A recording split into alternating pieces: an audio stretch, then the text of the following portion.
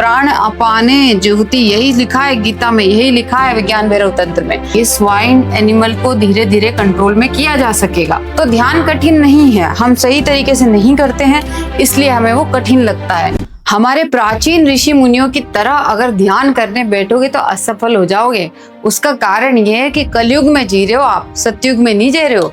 कलयुग के अंतःकरण और सतयुग के अंतःकरण में बहुत अंतर है। पहले जमाना था कि हमारे ऋषि मुनि ध्यान में बैठते थे, बिना अपने शरीर पे वर्क किए, बिना ज्यादा प्राणायाम का अभ्यास किए और कर लेते थे। लेकिन आप नहीं कर पाओगे क्योंकि आपका मन बड़ा जटिल है। ओशो कहते हैं ना, मन शेख चिल्ली है। और हठ योग में भी ये लिखा गया है कि मन जो है क्या है, एक वाइल्ड एनिमल की भांति है, एक जंगली बाघ हाथी की भांति है, जिसको नियंत्रण में बिल्कुल धीरे धीरे ही किया जाना चाहिए। शनै शनै ये शब्द यूज किया गया है। जब शनै शनै इसको आप कंट्रोल में करोगे तो आसानी से कर पाओगे।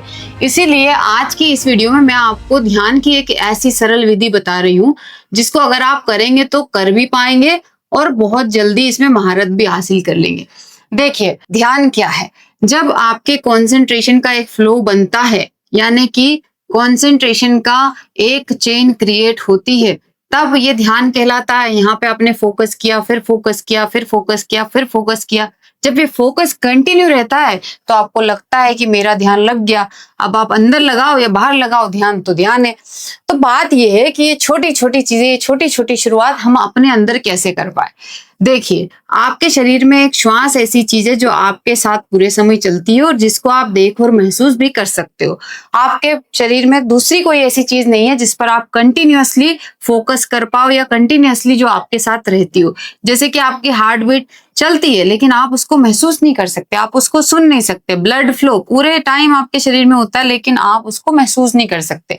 श्वास को आप कर सकते हो क्योंकि श्वास ही हमारे शरीर में एक ऐसी चीज है जो ऑटोनोमिक भी है और वॉलेंट्री भी है, यानी कि ऑटोमेटिक भी चलती है और जिसको आप अपनी मर्जी से भी कंट्रोल कर सकते हो। हार्ट बीट को आप अपनी मर्जी से कंट्रोल नहीं कर सकते, श्वास को कर सकते हो। तो हमें चुनना है इसीलिए श्वास को हमें बांटना है। कैसे बांटना है? छोटे छोटे डिब्बों में 5 श्वास चुन ली या 10 श्वास चुन ली या 11 चुन ली, 15 चुन ली, depend on your capacity, how much you can concentrate. 5 breathing चुनो और उस 5 ब्रीदिंग में एक छोटा सा संकल्प लो कि आगे आने वाली 5 श्वास में हर एक आती और हर एक जाती श्वास को मुझे देखना है। प्राण अपाने जुहती, यही लिखा है गीता में, यही लिखा है विज्ञान भैरव तंत्र में।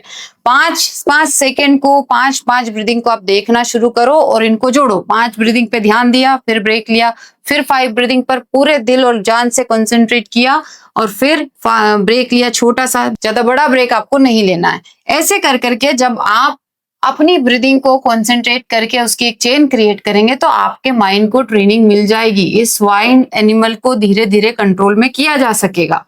तो ध्यान कठिन नहीं है, हम सही तरीके से नहीं करते हैं इसलिए हमें वो कठिन लगता है। और भी आपको अगर प्राणों के बारे में, श्वास के बारे में जानना है तो आप मेरा प्राण विज्ञान कोर्स जो है वो खरीद सकते हैं। 20 आवर्स का ये कोर्स है जो अगर आप एक योगा टीचर हैं तो भी समझिए सबसे ज्यादा जरूरी है आपके लिए। तो ऐसे करके आप ध्यान कीजिए, आपके लिए बड़ा आसान होगा। मिलती हूँ मैं अगली वीडियो में, तब तक के लिए धन्यवाद।